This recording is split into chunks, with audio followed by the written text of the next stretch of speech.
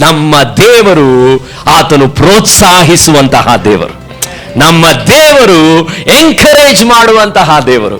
ನಮ್ಮ ದೇವರ ವಾಕ್ಯವನ್ನ ನಾವು ಯಾಕೆ ಓದಬೇಕು ಅಂದ್ರೆ, ಜಗತ್ತಿನಲ್ಲೇ ಪ್ರೋತ್ಸಾಹ, ಆದರಣೆ, ಧೈರ್ಯ, ಬಲ, ಒಳ್ಳೆಯ ರಿಪೋರ್ಟ್, ಸುದ್ದಿಗಳು ನಿಮ್ ಬಗ್ಗೆ ನಿಮಗೆ ಸಿಗಬೇಕಂದ್ರೆ ಅದು ಈ ನಿಧಿಯಲ್ಲಿ ಮಾತ್ರನೇ ಸಿಗುತ್ತೆ. ಜಗತ್ತಿನ ಯಾವುದೇ ಸುದ್ದಿಗಳು ಅರ್ಧ ಗಂಟೆ ಮುಕ್ಕಾಲು ಗಂಟೆ ಕೇಳಿದ ಮೇಲೆ ನಿಮಗೆ ಬೇಸರ ಹುಟ್ಟಿಸುವುದೇ ಆಗಿದೆ ವಿನ, ದೇವರ ವಾಕ್ಯವು ಆತನು ಚೈತನ್ಯ ಪಡಿಸುವ ದೇವರು.